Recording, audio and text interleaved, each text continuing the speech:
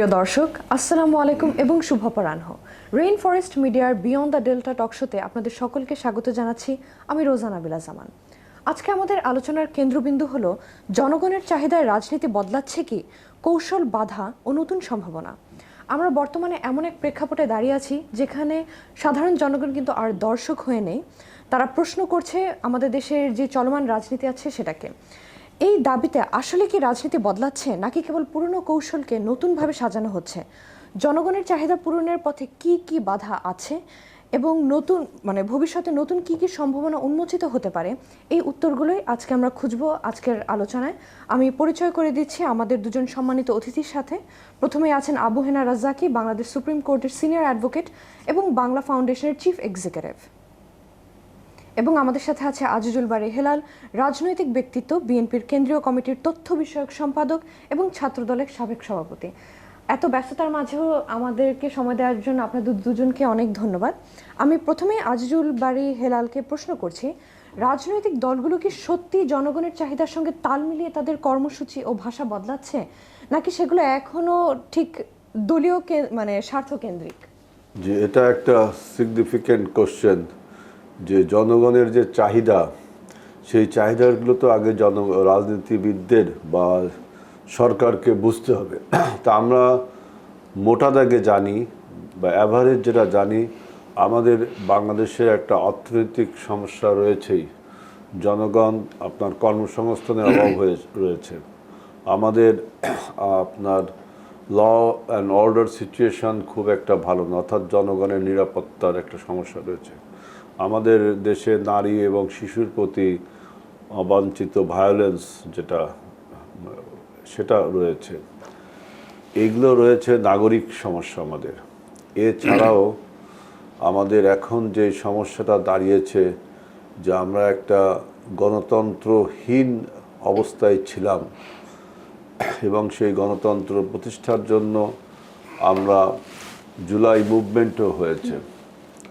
এখন আমি একটু এখানে বলতে চাই, জুলাই মুভমেন্টটা কি হয়েছে আপনার সরকার পরিবর্তনের জন্য, একটা সরকারকে পরিবর্তনের জন্য, যেহেতু সেই সরকারটা ছিল ফ্যাসিস্ট, অটোক্রেটস, এবং আমি তাকে বলি মাফিয়া। সেই সরকার পরিবর্তনের জন্য, সরকারটা যখন পরিবর্তন হয়ে গেল, তখন নতুন একটা বয়ান সৃষ্টি করালো যে এই মুভমেন্টটা হয়েছে সংবিধানকে ডিস্ট্রয় করার জন্য। এই মুভমেন্টটা হয়েছে সংবিধান ডিস্ট্রয় করে নতুন একটা সংবিধান প্রণয়ন করবার জন্য, নিউ ন্যারেটিভস। এবং এই ধরনের কোনো ম্যান্ডেট আপনার জুলাই গণ অভ্যুত্থান বা 17 বছরব্যাপী যে গণ অভ্যুত্থানটা চলেছে, সেই সব অভ্যুত্থানে এইরকম কোনো ম্যান্ডেট জনগণকে রাজনীতিবিদদের দেওয়া হয়নি। তাই বলছি যে প্রথমে যে আমাদের ফান্ডামেন্টাল রাইটস যেগুলো, তারপরে আমাদের অর্থনৈতিক যে সমস্যা, সেইগুলোর প্রতি দৃষ্টিপাত, একই সাথে গণতন্ত্রকে রিস্টোর বা একটি জনগণের নির্বাচিত সরকার ক্ষমতা পরিচালনা করবে, সেই দিকে না তাকিয়ে আপনি যারা সেকেন্ডে বললেন যে ক্ষমতার মোহে, অর্থাৎ intoxication of power is more than liquor, ক্ষমতার মোহ মদের নেশার চেয়ে ভয়ঙ্কর। আমি দেখলাম এই সমস্ত রাজনৈতিক দল যারা পূর্বে কোনো আপনার দেশ চালানোর অভিজ্ঞতা নেই, তারা এখন এই যে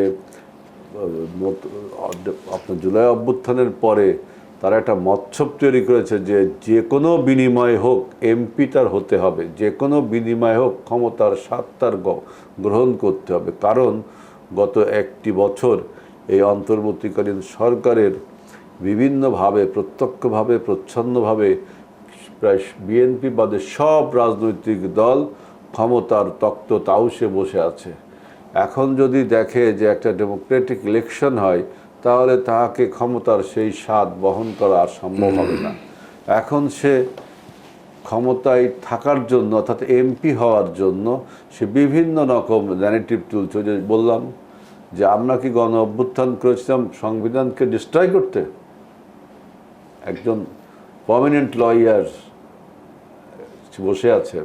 আমরা কি গণ অভ্যুত্থান করেছিলাম 17 বছরে নতুন একটা সংবিধান প্রণয়নের জন্য? এবং আমাদের এই মুভমেন্ট চলাকালে এমন কোনো ম্যান্ডেট কি জনগণ দিয়েছিল? সুতরাং এই জিনিসটাকে যারা আজকে ইন্ট্রোডিউস করছেন তারা কিন্তু শুধু নিজে ক্ষমতায় থাকার জন্য নয়, আমরা যারা পরাজিত করলাম সে একটা বক্তব্য দিচ্ছে কলকাতায় বসে যে এই এন্টারিম গভর্নমেন্ট ডক্টর ইউনূস সরকারের অধীনে কোনো নির্বাচন হতে দেওয়া হবে না। আজকে যারা বলছেন যে নির্বাচনে ওই যে আমি দেখলাম 3টা দল 8 দফা দাবি নিয়ে রাজপথে গেছে, কার বিরুদ্ধে? এটা তো আমি মনে করি না কখনো অন্তর্বর্তীকালীন সরকারের বিরুদ্ধে, এটা তো গেছে জনগণের বিরুদ্ধে। কারণ 24-এর গণ অভ্যুত্থানের শহীদদের বিরুদ্ধে তাদের এই আন্দোলনটা। তারা যখন আন্দোলনে গেছেই তাহলে ঐক্যমত কমিশনে বসছে কি জন্য? এখন তো তাদের উচিত হবে না আর ঐক্যমত কমিশনে যায় বসা, রাজপথে তাদের দাবি আদায় করা উচিত হবে।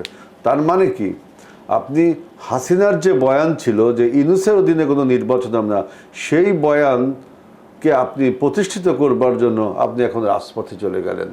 সুতরাং আমাদের বলতে দ্বিধা নেই যে আপনি যখন রাজপথে গেলেনই, তাহলে রাজপথে আপনার এই যে সমস্ত দাবি করছেন যে পিআরের দাবি, তারপরে আপনার এই যে জুলাই সনদের লিগ্যাল ফ্রেমওয়ার্ক বাস্তবায়ন, দেখেন জুলাই সনদের লিগ্যাল এবং ফ্রেমওয়ার্ক এবং বাস্তবায়নের জন্য আমরা বিএনপি যতগুলো অপশন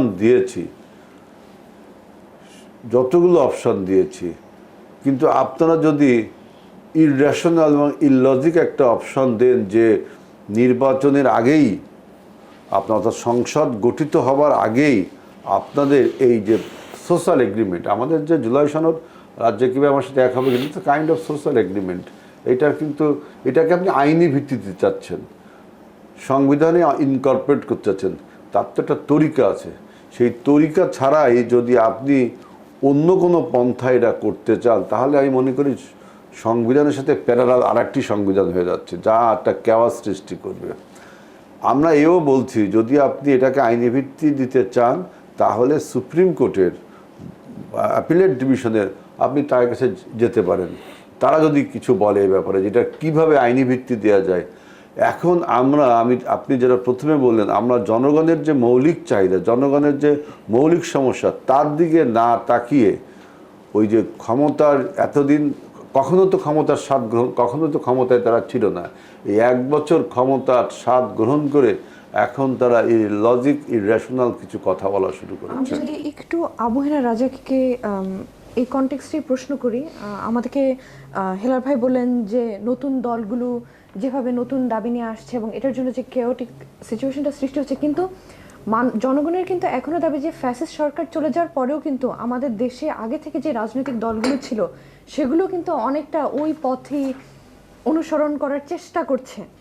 তাহলে আপনি কি মনে করেন যে এখানে আসলে জনগণের প্রত্যাশা এবং দাবি রাজনীতিকে আসলে মানে নতুন দলগুলোকে যদি আমরা এই সিনারিও থেকে বাদ দেই, আমাদের পূর্বের দলগুলোকে আসলে তাদের আইডিওলজি চেঞ্জ করছে নাকি এখন এটা অনেকটাই দলীয় স্বার্থকেন্দ্রিকে রয়ে গিয়েছে?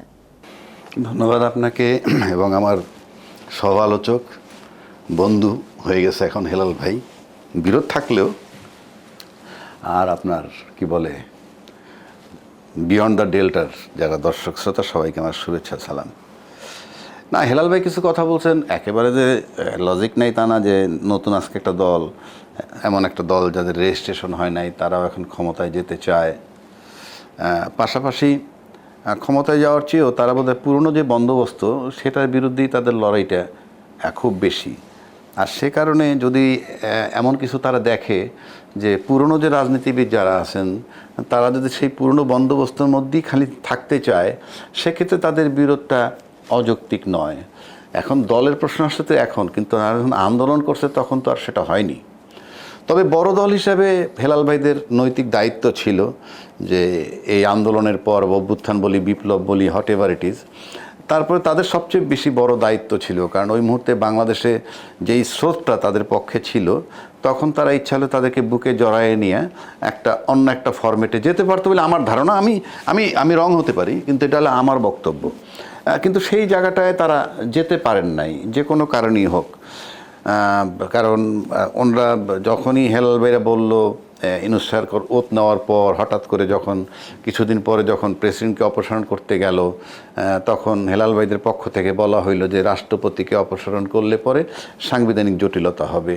জটিলতা কি হবে না হবে সেটা সেকেন্ড কোশ্চেন, কিন্তু ওই মুহূর্তে এই জুলাই চেতনা ধারণকারী যে ছাত্র সমাজ কিংবা সমাজের অন্যান্য শ্রেণীর যারা, তারা ভাবলো যে তাহলে এই স্ট্যান্ডটা তো এই জুলাই আন্দোলনের বিরুদ্ধে যায়। তার এই মননের ভিতরে এটা ঢুকে গেছে। তার কিছুদিন পরে আবার কথা আসলো যে আওয়ামী লীগকে নিষিদ্ধ করতে হবে। তখন হেলাল ভাইরা বললেন যে না, কোনো দল নিষিদ্ধ করার বিষয়টা জনগণ সিদ্ধান্ত নেবে, আমরা নয়।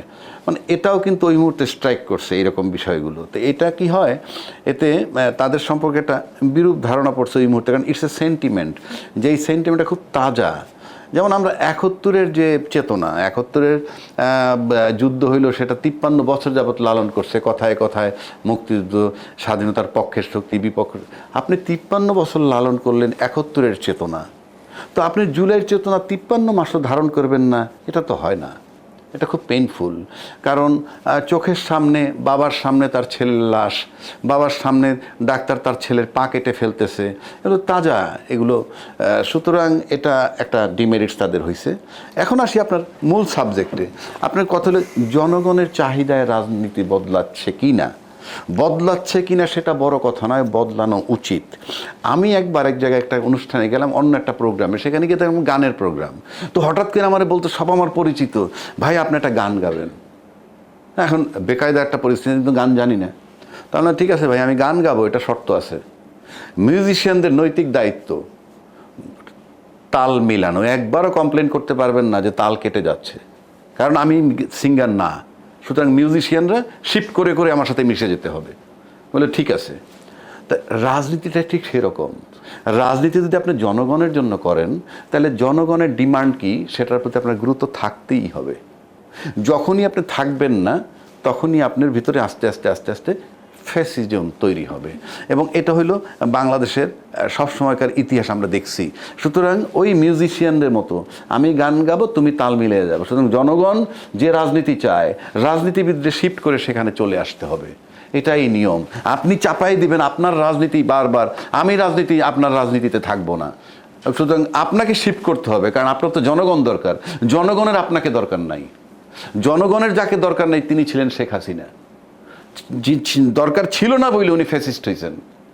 সুতরাং আজকের রাজনীতিতেও যদি জনগণকে মনে করে তাদের রাজনীতিবিদদের দরকার নাই, নির্ঘাত রাস্তা করে নিক্ষেপ হবে, কারণ দেশ এখন সে জায়গায় নাই।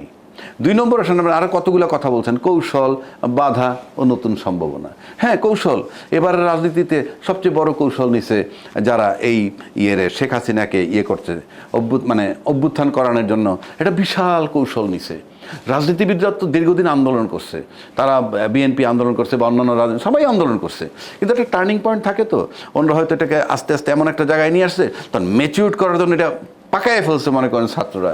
এই যে ৩৬শে জুলাই যেটা আমরা বলি, সেখানে তাদের কৌশল নিতে হয়েছে। কৌশল, কেউ আইডেন্টিটি লুকিয়ে রাখছে, কেননা কি ফাঁকি দিতে হয়েছে। কৌশলটা কেন বলছি, তখন আয়নাগর ছিল, আপনাকে ধরে ফেলতে পারলি আয়নাগরে, বিনা বিচারে হত্যা, ক্রস ফায়ার, এগুলাকে ফাঁকি দিয়ে, তারপরে ডিজিএফআই, এনএসআই, যত রকম গোয়েন্দা আছে সবাইকে ফাঁকি দিয়ে কাজটা করে, এইটা ছিল কৌশল। বাধা ছিল কিন্তু ওই ক্রস ফায়ার, আয়নাগর, এই যে কৌশল বাধা। এবং এরপরে যেখানে আমরা আসছি, কৌশল বাধা কৌশল অবলম্বন করে, বাধা অতিক্রম করে তাকে সরাইয়ে দেওয়া হলো। এই সরাইয়ে দেওয়াটা হলো জনগণের চাহিদা। এবং এই জনগণ তাকে কেন সরাইলো, এটা বর্তমান যারা রাজনীতি করে তাদেরকে মূল্যায়ন করতেই হবে, কেন তাকে সরানো হইল। সেই জায়গাটা, গ্যাপটা যদি পূরণ করতে না পারে যে কেন সরানো হল, এই কারণে, এই কারণগুলো আমরা ফুলফিল করব। কিন্তু যে রাজনৈতিক দল তাকে যে কারণে সরানো হইল, সেই একই ঘটনা পুনরাবৃত্তি করে কোনো রাজনৈতিক দল, তাহলে তো তাকে গ্রহণযোগ্য করবে না। সুতরাং সেই জন্য জনগণের চাহিদায় রাজনীতি বদলাচ্ছে কিনা আমি জানি না, বদলাতেই হবে। আমি যদি একটু আজিজুর বাড়ি হেলালকে প্রশ্ন করি, এই যে জুলাই আন্দোলনের পর আমাদের ইতিহাস আর পুনরাবৃত্তি হবে না, এরকম যে চেতনা নিয়ে জনগণ এগিয়ে গিয়েছে, আমরা দেখলাম জনগণের একটা দাবি ছিল free and fair election. Dhaka ইউনিভার্সিটির ইলেকশনটার পর বিএনপির মত অনুযায়ী যে এখনও ভোটে মানে ভোট প্রক্রিয়াকে আমরা একদম ফ্রি অ্যান্ড ফেয়ার করতে পারিনি দেখে তারা বলছে যে তাদের ব্যর্থতা, এটা কি আসলেই তাদের ব্যর্থতা নাকি এখানে আসলে বিএনপি এখন জনগণের আস্থা হারানোর ঝুঁকির মধ্যে আছে? মানে কোন ভোটটা? এই যে রিসেন্ট যে ইলেকশনটা হলো, ডাকসু আর জাকসু, তাই তো? এই দুটি ইলেকশন তো আপনার জাতীয় ইলেকশনের সাথে সম্পর্ক, স্টুডেন্টদের একটা ইলেকশন। এই দুটির ইলেকশন নিয়ে আমি আলোচনা করব। তার আগে একটু বলি যে রাজ্জাকি ভাই যেটা বললেন যে জুলাইয়ের চেতনা ছিল কি সংবিধান বদলানো, জুলাইয়ের চেতনা ছিল কি সংবিধান ছুঁড়ে ফেলে দেওয়া? রাজ্জাকি ভাই একটা প্রশ্ন। জনগণের ডিমান্ড ছিল কি আপনার এই যে নতুন একটা সংবিধান তৈরি করা, এটা কি জনগণের ডিমান্ড? না জনগণের ডিমান্ড তার অন্ন, বস্ত্র, বাসস্থান, শিক্ষা, চিকিৎসা, তাই না? আর একটা কথা যে আপনি বলছেন যে এই যে নাহিদ, আসিফ, এরা আপনার ক্ষমতায় যাওয়ার জন্য ওই 8 তারিখে শপথ নিছে না? সুতরাং আপনি যে কথাগুলো বলছেন যে জুলাইয়ের চেতনা সাথে কি জুলাইয়ের চেতনা ছিল না নতুন আর একটা ফ্যাসিবাদী ব্যবস্থা তৈরি করা, তাইলে আপনি প্রেসিডেন্ট চুপ্পুর আন্ডারে শপথ নিলেন কেন? তখন আপনার মনে ছিল না, আপনি বলছেন যে বিএনপি ডক্টর চুপ্পুকে সরাতে চায়নি, তা আপনি চুপ্পুর আন্ডারে শপথ নিলেন, সংবিধানের শপথ নিলেন, এখন বিএনপির দোষ হচ্ছে? আমি বুঝলাম না, বিএনপির কোনো নেতা কি যা চুপ্পুর আন্ডারে শপথ নিছে? চুপ্পুকে প্রেসিডেন্ট মানছে তো ওরা, যাদেরকে আপনি আজকে এতগুলো ক্রেডিট দিলেন। আমিও ক্রেডিট দিচ্ছি, 17 বছরকে ইগনোর করে কিন্তু এই ক্রেডিট দিলে হবে না। 17 বছরকে অবশ্যই আপনাকে মূল্যায়নে আনতে হবে। এত রক্ত, এত গুম, এত খুন বিএনপির উপর দিয়ে হয়েছে, এটা কিন্তু আপনাকে মূল্যায়ন করতে হবে। আর আপনি যেটা বলছেন যে জনগণের আস্থা আমরা হারাচ্ছি, জনগণের যদি আস্থা হারাবো তাহলে আমরা নির্বাচন চাচ্ছি কেন? দেশের স্বার্থে তো নির্বাচনটা চাচ্ছি। আপনি ডাকসু নির্বাচনে আমরা অনেক ব্যাখ্যা দিয়েছি, এই ব্যাখ্যাগুলো যদি এখন দিতে চাই আবার, যে ডাকসু নির্বাচনে কিন্তু জামাত ইসলামের সমর্থিত ইসলামী ছাত্র শিবিরের বিজয় হয়নি। তারা একটা জোট করেছে, সমন্বিত ছাত্র জোট। তাদের নামে রাজনীতিটা করার সাহস পায়নি, কারণ যেই কালিমা তারা লেপন হয়েছে সেটা আপনার মুছতে পারেনি বিধায় তারা একটা সমন্বিত ছাত্র ঐক্য করছে। এইবার দেখেন এই সমন্বিত ছাত্র ঐক্যের কম্পোনেন্ট কারা? এই যে শঙ্কর একটা অ্যালয় একটা ছাত্র জোট, তার কম্পোনেন্ট হলো ছাত্রলীগ এবং ছাত্র শিবির। এই দুইটি সংগঠন গত 17 বছর ক্যাম্পাসে আপনার অবস্থান করেছে, তারা তাদের কর্মকাণ্ড করেছে। পক্ষান্তরে জাতীয়তাবাদী ছাত্রদল মাত্র 1টি বছর সুযোগ পেয়েছে ক্যাম্পাসে কাজ করার জন্য। 17 বছর তারা ক্যাম্পাসে যেতে পারেনি। কিন্তু এই ছাত্র শিবির আর ছাত্রলীগ, মানে ছাত্র শিবিরের কর্মীরা কেমোফ্লেস করে ছাত্রলীগে ঢুকে গেল, যে 17 বছর ক্যাম্পাসে থাকলো। এই 17 বছর গণরুম এবং গেস্ট রুমের যে কালচারের ভয়াবহ কাহিনী আমরা শুনি, এর দায়িত্ব কিন্তু শিবিরকেও নিতে হবে। আপনি হঠাৎ করে মানুষের ইমোশনকে ব্ল্যাকমেল করে আপনি মানুষের ভোট নিতেই পারেন, কিন্তু লঙ্গার ভার্সনে তার পরিণাম কি হবে তাই দেখার জন্য আমরা বসে আছি। এখন ছাত্রলীগ এবং ছাত্র শিবির একত্রে আপনার এই ইলেকশনটা করলো। যখনই 5ই আগস্ট হলো তখন ছাত্র শিবিরের সেই কেমোফ্লেজ থেকে তারা বের হয়ে আসলো। এখন আর তারা ছাত্রলীগ না, এখন তারা ছাত্র শিবির। এবং ছাত্রলীগের যে সমস্ত ছেলেরা ক্যাম্পাস থেকে 5ই আগস্টের পরে বের হয়নি, তারাও ছাত্রলীগের সাথে জুটবদ্ধ হয়ে গেল, কারণ তাদের সারভাইভিংয়ের কোশ্চেনে এই এই এই এই যে তাদের অ্যালয়টা তৈরি হলো। এরপরে আপনি দেখবেন যে ডাকসু নির্বাচনের প্রশাসন টোটালি নিরপেক্ষ ছিল না। তারা এই যে শঙ্কর যে ছাত্র সংগঠনটি, তাদের প্রতি বায়াস ছিল। আমরা যেমন রোকেয়া হলে আমরা বললাম যে আপনি ব্যালট পেপার দিচ্ছেন, সেই ব্যালট পেপারে আগের থেকেই বিপিজিএসের ভোট দেওয়া হয়ে গেছে। একজন 21 সালের একজন রিটার্নিং অফিসার তিনি নিজেই ব্যালট পেপার ভাঁজ করে আপনার ব্যালট বাক্সে ঢুকাচ্ছে, তাকে সেখান থেকে আপনার বরখাস্ত করা হলো। আপনার ওএমআর মেশিনে বারবার আপনার যে যে ভোটার ব্যালটটা এটা স্ক্যানিং হচ্ছে না। আমরা বলেছিলাম যে এই ওএমআর মেশিন না দিয়ে আপনি ম্যানুয়ালি ভোট কাউন্টটা করতে পারতেন। ওএমআর মেশিনে অনেক ভুল তথ্য আছে। তারপরেও আপনি দেখেন জাতীয়তাবাদী ছাত্রদল প্রায় 5,500 মতো ভোট পেয়েছে, এবং এই যে আপনার ছাত্রলীগ আর শিবিরের যে অ্যালয়, এর বাইরে যদি আমরা একটা অ্যালায়েন্স গড়ে তুলতাম তাহলে কিন্তু ওদের থেকে আমাদের ভোট বেশি হতো। একজন টেলিভিশনে আমি দেখলাম একজন বলছে না, তাও হতো না। তা আমি তার উদ্দেশ্যে আজকে বলছি যে ছাত্রদল 5,500 ভোট পেয়েছে, বামপন্থীরা প্রায় 5,000 ভোট পেয়েছে, ওবামা ফাতেমা তিনি 3,500 মতো ভোট পেয়েছে। এই সমস্ত ভোট যদি যোগ হতো, অ্যালাই হতো, তাহলে এখানে আরও কিছু ভোট পড়তো। সুতরাং আপনার ওই যে শিবির যে ছদ্মবেশে একটা ছাত্র ওই আপনার অ্যালয় করে যে ভোটটা পেয়েছে, তার থেকে আমাদের ভোটটা বেশি হতো। তারপরেও আমরা বীরত্বের সাথে ডাকসু নির্বাচনকে কিন্তু স্বাগত জানিয়েছি। বিএনপির এটা একটা বড় মনের পরিচয় এবং রাজনৈতিক গণতান্ত্রিক পরিচয়। আমরা এখনও ধন্যবাদ জানাই ডাকসু নির্বাচনে, এবং যারা নেতৃবৃন্দ তাদেরকেও সাধুবাদ জানাই। কিন্তু জাহাঙ্গীরনগরে কি হলো? জাহাঙ্গীরনগরে তো মনে করেন সেখানে তো কিয়ামত হয়ে গেল যে আপনার ব্যালট পেপারে প্রার্থীর নাম নেই, ব্যালট পেপারে প্রার্থীর নাম নেই, তারপরে হাতে লিখে কলমে লিখে সেই প্রার্থীর নাম লিখতে হচ্ছে। আপনার ভোটার লিস্টে নাম নেই, যায় বলছে যে আমি ইউনিভার্সিটির ছাত্র, অমুক ডিপার্টমেন্টে, এইটা হলো আমার কার্ড, তার নাম তখনই লেখা হচ্ছে। তারপরে অমোচনীয় কালের বিষয়টা তো দেখলেন যে আপনি একজন ভোটার 2-3 বার ভোট দিচ্ছে। সুতরাং এবং কয়েকজন শিক্ষক পদত্যাগ করলেই করলো। তো জাহাঙ্গীরনগরের বিশ্ববিদ্যালয়ের নির্বাচনটা একদম আপনার এটাকে একদম স্থগিত করে একটা বা বাতিল করে একটা ইনকোয়ারি টিম করা উচিত রাষ্ট্রের সাথে। কারণ কারা এই কারচুপিটা করলো, কারা জাহাঙ্গীরনগর বিশ্ববিদ্যালয়ের এই নির্বাচনটাকে প্রশ্নবিদ্ধ করলো, এটা যদি জামাত না করে, যদি বিএনপি না করে, তৃতীয় পক্ষ যদি কেউ করে, তাহলে সে রাষ্ট্রের শত্রু, সে অন্য কোনো এজেন্ডা বহন করছে, তাকে আইডেন্টিফাই করা উচিত। এবং এই সমস্ত যে অ্যানামলিসগুলো ডাকসুতেও বললাম, জাকসুতেও বললাম, কিন্তু অ্যাডমিনিস্ট্রেশন কোনো কথা বললো না। তার মানে আমরা বুঝতে পারলাম যে এখন অ্যাডমিনিস্ট্রেটিভ কিছু লুপ হোলস এখানে আছে। আমি যদি একটু আবহিনা রাজাকে প্রশ্ন করি, যে আমাদেরকে হেলাল ভাই বলেন যে আমাদের জুলাইয়ের চেতনাকে আসলে নতুন সংবিধান করার উদ্দেশ্যে ছিল, বা আসলে জনগণের ডিমান্ড শুধু অন্য বস্ত্রের মধ্যে লিমিটেড কিনা। অনেক নতুন রাজনৈতিক দল নিয়েও আমরা শুনলাম।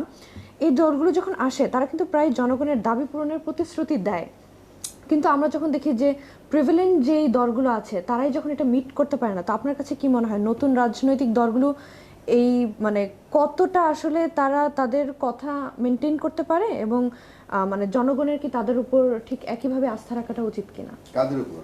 এই যে নতুন যে রাজনৈতিক দলগুলো আছে। নতুন রাজনৈতিক দল তো বলতে কোনো দলই তো নাই, এক এনসিপি হইতে যাইতেছে, এখন পর্যন্ত রেজিস্ট্রি হয় নাই, হোক। তারপরে কয় কন্যার সাথে দেখা নাই, বিয়ে শুক্রবার। আপনি আগের নতুন দল হোক, তারপরে বিবেচনায় নেব। আর অন্য দলগুলো যেটা বলেন, জামাত, বিএনপি, সবই তো পুরনো দল। হেফাজত ইসলাম পুরনো দল, যারা 13 সালে দুনিয়ার কোনি খাইছে। ওই যে হেফাজতের আন্দোলন করতে গিয়া শেখ হাসিনা যথেষ্ট যত্ন সহকারে কয়েক শত ডেড বডি বানায় সরাই দিছে। কাজে পুরনো দল বলতে যারা আছে, তারা আছেন তো অবশ্যই পুরনো দল, সিনিয়র দল, ক্ষমতায় ছিল। সুতরাং নতুন দল রেজিস্ট্রেশন যেহেতু হয়নি, এগুলো নিয়ে এখন কথা বলতে রাজি না। তবে আমি এই ছাত্র রাজনীতি নিয়ে কিছু কথা বলতে চাই হেলাল ভাইয়ের সাথে, অন্তত বিনয়ের সাথে। কারণ ছাত্রনেতা তো হেলাল ভাই ছিল আগেও, তাই না? তো বিষয়টা হচ্ছে যে দেখেন, রাজনীতিতে কতগুলো শব্দ আছে, সেগুলো আপনি খুব গুরুত্বপূর্ণ। শব্দটা হলো যেমন ডিপ্লোমেসি, যেটাকে কূটনীতি বলা হয়। সারা বিশ্বব্যাপী দুই পক্ষ কিন্তু বসে বসে মিথ্যা কথা বলে। কূটনীতি, কূট মানে ভালো শব্দ না, নীতি। এর উপরে দুই পক্ষ মিথ্যা কথা বলতে বলতে একটা জায়গায় পৌঁছায়, এর নাম ডিপ্লোমেসি। আর সেটাকে যদি আপনি ধর্মীয় লাইনে ইসলামী পরিভাষায় বলতে যান, এটাকে বলে হেকমত। বাংলা ভাষায় বলে কৌশল, ইংরেজিতে বলে ট্রিক্স। পলিটিক্স এইগুলো থাকবেই। এরা তো কোনো চুরি ডাকাতি করেনি, তাদের পরিবেশ বা পরিচয় লুকিয়ে রাখছে, ওনার কথার থেকে ধরি লুকিয়ে রাখছে দীর্ঘ 17 বছর। লুকিয়ে তারা কিন্তু ক্যাম্পাসে কাজ করছে। সেখানে নিশ্চয়ই বলে নাই ক্যাম্পাসের লোকগুলোর কাছে এটা লুকানো নাই। কারণ ছাত্রলীগের লোক যদি শিবিরে যায় থাকে, শিবিরের লোক যদি ছাত্রলীগে থাকে, ইউনিভার্সিটি ক্যাম্পাসে সবাই জানে, কোনো সন্দেহ নাই, এটা তামাশা না। বাইরের লোক আমি না জানতে পারি, ওরা জানে। তারপরে ধরে নিতেছি যে কৌশল করে যদি সে ভোট পেয়ে থাকে এবং 17 বছর কাজ করে থাকে, সেটা তো হেলাল ভাইরা বুঝলেন ইলেকশনের দিন কিংবা ইলেকশনের ফলাফলের পর, আগে কেন বুঝলেন না? এবং শুধু তাই না, 5ই আগস্টের পর তো এইগুলো ছিল না, এই 12 মাসে কেন বুঝলেন না? এটা একটা ব্যর্থতা আমি ধরবো, কোনো অপরাধ নয়, ব্যর্থতা। তাদের কৌশলে তারা আগায় গেছে। পাশাপাশি আরেকটা কথা বলবো, নিরপেক্ষ ভোট হয়নি বলছেন, কারচুপি হয়েছে বলছেন, অমোছনীয় কালির কাছে মুছনীয় কালি দিছে, তারপরে ব্যালট পেপারে ভোটার দুইজনের ভোট দেওয়া ছিল, তারপরে জাহাঙ্গীর হোসেন এমন কথা হচ্ছে জামাতের কোম্পানি থেকে বক্স এবং ব্যালট পেপার কিনছে। এই সমস্ত অভিযোগ থাকলে পরিষ্কার বোঝা যায় এটা কোনো নির্বাচনই হয় নাই। নির্বাচন যখন হয় নাই তখন তো মাঠেই নামতে হবে যে আমরা পুনর্নির্বাচন চাই, প্রয়োজনে আদালতে যাওয়া হবে to establish the right thing. কিন্তু এই অভিযোগ করার পর আবার যখন তাকে শুভেচ্ছা জানাচ্ছেন তখন বিষয়টা কেমন হয়? আমি ডাকসুকে শুভেচ্ছা জানাচ্ছি, সেটাই তো বলতে ডাকসুকে না, আমি ডাকসুকে না আর কি। আচ্ছা ঠিক আছে, জাহাঙ্গীরনগরকে না। আচ্ছা ডাকসুকেই, ডাকসুর ব্যাপারও তো কারচুপির ব্যাপার, নিরপেক্ষ। আমি ওই কথাটাই বলতেছি। আমি একটা স্ট্যান্ড আমার থাকতে হবে, আইদার এটা বাতিল অথবা অ্যাকসেপ্ট। ওই যে আপনি এর মাঝামাঝি কৌশল বললে তো আপনি বললেন তো, আমি মানলাম আপনারটা। আপনি পলিটিক্সের কৌশল তো একবার বইলে নিতেছেন যে না না নির্বাচন সঠিক হয় না। যেমন কিরকম জানেন, এই মেয়েটা সুন্দরী না, তারপরে এর বিয়ে দেওয়া, আমি তো জীবনেও বিয়ে করবো না, পরক্ষণে বলতেছি না ঠিক আছে আসছি যখন বিয়ে করে ফেলাই। তো বিষয়গুলো তো হয় না। আপনি যখন বলবেন অ্যাকসেপ্টেবল না, জয় লাভ করছে কিন্তু তারা কিছু কৌশল অবলম্বন, কৌশল ফলাফলটা বাড়িয়ে নিয়েছে। হ্যাঁ আচ্ছা ভোটার, আচ্ছা ধরেন ভোটের পার্থক্য, তার মানে হচ্ছে সেটা ডাবল করে, না না তার মানে হচ্ছে ধরেন তার মানে জিতছে, ঠিক আছে ভালো। তাহলে এখন আসেন বরাবরই ভাই বলল যে এটা নাকি রাষ্ট্রীয় লেভেলে কোনো প্রভাব নাই। এই যে চিন্তা চেতনা মানুষের একসময় ছিল না, প্রভাব নাই কেন রাষ্ট্রীয় লেভেলে সেটাও বলছি।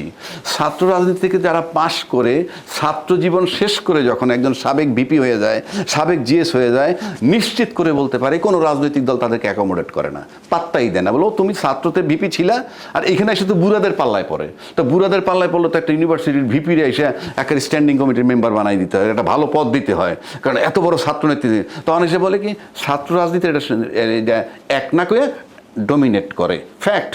এবং এই কারণে নাহলে আপনি রাজনীতির যোগ্যতাটা কেন যোগ্যতা না, সে 40,000 ছেলের নেতৃত্ব দিয়ে আসতেছে, তা আপনি অযোগ্য বানায় এই সিনিয়র রাজনীতিবিদরা ডমিনেট করে। সেই জায়গায় ছাত্র এখন নাই, এবার নাই। কেন নাই? এবার সবচেয়ে পরাজয়ের মেইন কারণ হচ্ছে ছাত্ররা বিবেচনায় নিছে ভোটের সময় উনি বিপ্লবের পক্ষের লোক, ওনার ছাত্রদল বিপ্লবের পক্ষের লোক, ছাত্র শিবির পক্ষের লোক, XY সবাই চেতনার পক্ষের লোক। বাট যারা ভোটার তারা কাকে বিবেচনায় নিছে যে বিপ্লবী চেতনায় কি আছে? ভোটারের বিবেচনা কিন্তু ভোটারের মতো। সুতরাং ওই ভোটার যাদেরকে বিশ্বাস করছে যে বিপ্লবের চেতনায় বিশ্বাসী, তারা পাশ করছে। এখন আসতে পারেন যে জাতীয় পর্যায়ে প্রভাব পড়বে কিনা। এবারের নির্বাচন ব্যতিক্রম, আমি চ্যালেঞ্জ করে বলছি। কারণ সমস্ত বিজনেস কমিউনিটির দায়িত্বশীল বিজনেসম্যানগুলো জামাতের আমিরের সাথে সম্প্রতি দেখা করছে। এইটা বাংলাদেশের ইতিহাসে নাই যে জামাতের আমির সাথে সব ব্যবসায়ী, এই ব্যবসায়ীরাই শেখ হাসিনার সময় পতনের 2 দিন আগেও বলছে দরকারে 3 মাস ব্যবসা করব না, আপনার পাশে আছি। তারপরে যখন ইউনূস সাহেব টেক ওভার করলো তার পাশে গিয়ে দাঁড়িয়েছে এই ব্যবসায়ী। তারপরে বিএনপিদেরকে কংগ্রাচুলেট করতেছে এই ব্যবসায়ী, আবার জামাতের কাছে। অর্থাৎ বিজনেসম্যান যদি কেউ বোকা মনে করে তার চেয়ে বড় বোকা আর নাই। যে বিজনেসম্যানের বোকা মনে করে সে নিজে প্রমাণ করে যে সে বোকা। কেন বলি? বিজনেসম্যান ব্যাংকের 5,000 কোটি টাকা লুট করে নেয়, রাজনীতিবিদদেরকে পালে। ব্যাংকের টাকা লুট করে নিয়ে রাজনীতিবিদদেরকে পালে। নিয়ে গেছে 2,000 কোটি 5,000 কোটি টাকা, 2টা প্রাডোজিপ কিনলে 2টা বড় নেতা বুকড হয়ে যায়। সো বিজনেসম্যানকে স্যালুট দেই আমি।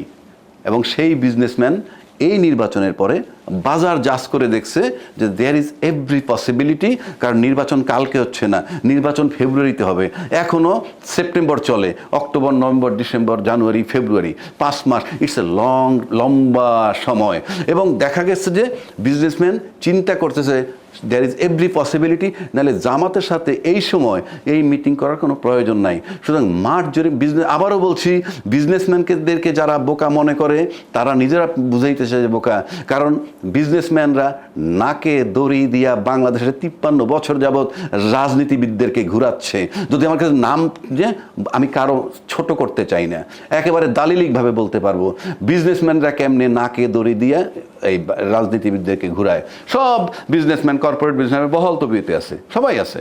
কেউ বলে সিঙ্গাপুর পালায় রয়েছে, দে আর ডুইং এভরিথিং, তাদের প্রপার্টি রক্ষা করতেছে রাজনীতিবিদরা। সুতরাং এই রাজনীতিবিদরা যখন জামাতের নেতার সাথে দেখা করছে, তখন তারা কনফার্ম করতেছে যে একটা ওয়েভ যাচ্ছে জামাতের পক্ষে। সে কারণে আমি বললাম এবারের নির্বাচনে আরও যেহেতু 5 মাস বাকি আছে, রাকসু, চাকসু, আরও নানান নির্বাচন হবে, সুতরাং এবারের নির্বাচনে আমার কাছে মনে হয় ওইটাই ধারণ করবে যে কোন দল বা কোন ব্যক্তি, কোন গোষ্ঠী জুলাই চেতনা ধারণ করে। আমি যদি এই বিষয়টা নিয়ে একটু আজিজুল বাড়ি হেলালকে প্রশ্ন করি, ফেব্রুয়ারি নির্বাচনের আগে আপনার কাছে কি মনে হয় যে বিএনপিতে কোনো ধরনের পরিবর্তন আনা উচিত, মানুষের আস্থা আরও স্ট্রংলি রিসিভ করার জন্য, নাকি আপনি মনে করেন যেভাবে আছে, যেই চেতনায় আছে সেটা এখন ঠিক আছে? আমরা জনগণের আস্থা নিয়ে আছি, তবে পিপুলস যে পারসেপশন বা রাজ্জাকি ভাই যে পারসেপশনগুলো করছে, অবশ্যই এইসব বিষয়ে আমাদের মনোযোগ থাকবে, কারণ পলিটিক্সে পারসেপশন ম্যাটার করে, সেটা ভুল হোক আর শুদ্ধ হোক। রাজ্জাকি ভাই যদি মনে করে যে জুলাই চেতনা বিএনপি সরে গেছে, তাহলে বিএনপি উচিত হবে জুলাই চেতনায় ফিরে আসা। তাহলে জুলাই চেতনাটা কি, এটাও আবার ডিফাইনের একটা বিষয় আছে, তাই না? এখন আপনি বলছেন যে জাকসু টাকসু নির্বাচনে জাতীয় রাজনীতির প্রভাব পড়বে কি পড়বে না। আমি প্রভাব তো 1% বা 2% হলেও পড়বে, তাই না? কিন্তু ওই যে ডাকসুর ভিপিজিএসরা কেন জাতীয় রাজনীতিতে টিকতে পারে না, এটা রাজ্জাকি ভাই যে ব্যাখ্যা দিয়েছে সেই ব্যাখ্যাটা আমি ক্ল্যারিফাই করতে চাই। দেখবেন যে যে সমস্ত প্রতিষ্ঠিত রাজনৈতিক দল আছে, যেমন বিএনপি, আওয়ামী লীগ, এখন তোরা নেই, এইসব দল থেকে যারা ভিপিজিএস হয়েছে তারা কিন্তু জাতীয় রাজনীতি টিকে গেছে। প্রেসিডেন্স অতীতে অধিকার, মান্না ভাই ডাকসুতে 2 বার ভিপি ছিল, চাকসুতেও ভিপি ছিল। মান্না ভাইয়ের দল অত বড় না। এরপরে নুরু ভিপি হলো, হাসিনা বানালো বা সে নিজে হলো, দল নেই, টিকতে পারলো না। 60-এর দশকে রাজ্জাকি ভাই দেখছে যে ছাত্র ইউনিয়ন ছাড়া ভিপিজিএস হওয়ার কোনো উপায় নেই, কই সেই সব ভিপিজিএস।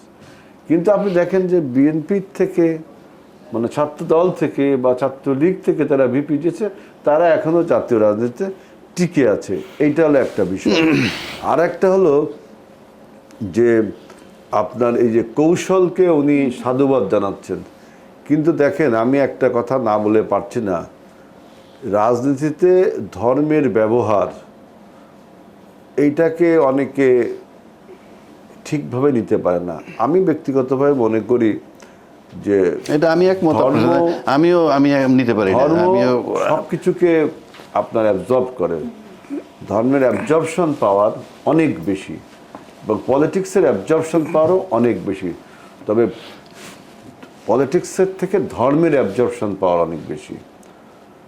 আমাদের নিত্য নৈতিক জীবনযাত্রা, রাজনীতি, সমাজনীতি, অর্থনীতি নিয়ে ধর্ম থাকবে, কিন্তু যখন আপনি রাজনীতিতে ধর্মের অপব্যবহার করবেন, ধর্মের দোহাই দেবেন, তখন কিন্তু আপনাকে মানুষজন পছন্দ করবেন এবং ছুঁড়ে ফেলে দেবে। এখন যদি বলেন যে কে দিল এই কাজ, কে করলো এই কাজটা, রাজনীতিতে ধর্মের অপব্যবহার।